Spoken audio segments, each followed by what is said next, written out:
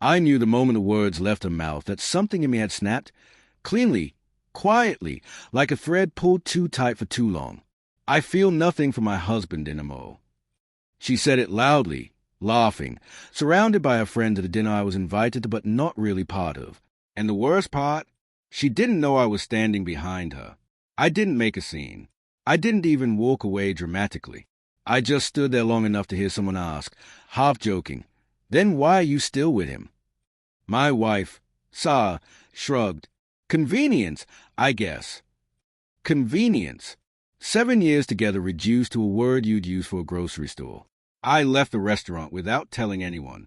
I drove home with my hands shaking so badly I could barely keep the wheel straight. But there were no tears. Not yet. Tears come from pain. I felt something emptier. The lies didn't start that night. They'd been piling up like dust, subtle, ignorable, until the light hit just right. Her sudden late meetings, her phone always face down, her coldness disguised as exhaustion.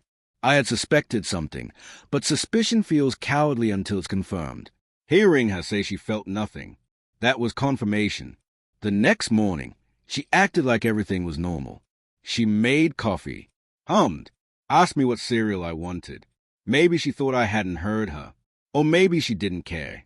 I watched her in silence and studied her the way someone studies fire, beautiful, dangerous, unpredictable. "You okay?" she finally asked. "I'm fine," I said, and I meant it in a way that scared even me. The emotional distance between us expanded, but I didn't chase her anymore. I stopped asking where she was. I stopped offering help. I stopped filling in the silence she had created. And that's when her best friend, Lena, stepped in. Lena had always been kind to me, even when Sarah wasn't. She checked on me, asked if I needed anything, asked if I wanted to grab coffee, just to get out of the house. She didn't treat me like a placeholder in my own marriage. One night, while Sarah was out with co-workers, Lena stopped by with takeout. "You look tired," she said softly as we ate on the couch. "I feel tired," I admitted. It was the first honest thing I'd said out loud in weeks. She put a hand on my shoulder, just a gentle, steadying touch, but it felt like someone acknowledging that I still existed. That night, she stayed a little longer than she probably should have. And when she left, she hesitated at the door, looked back at me, and whispered, "You deserve better than how she treats you."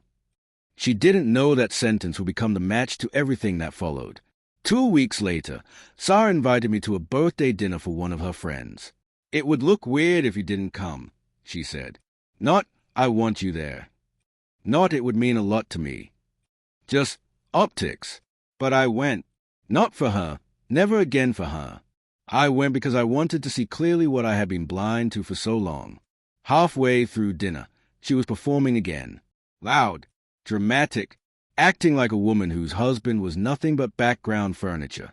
When someone joked about relationships, Sarah rolled her eyes and said, "Trust me, mine ran out of spark years ago." A few people laughed.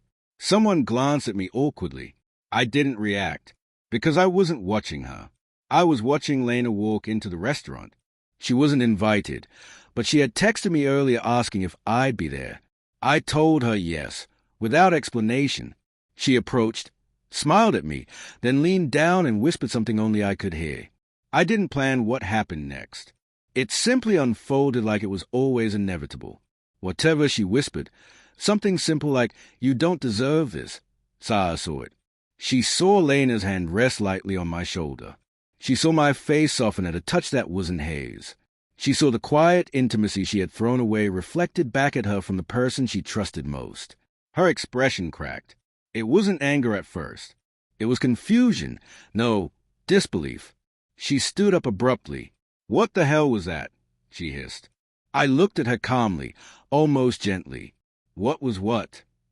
"Don't play stupid, Mark," she said, voice edging into panic. "Why is she touching you like that?"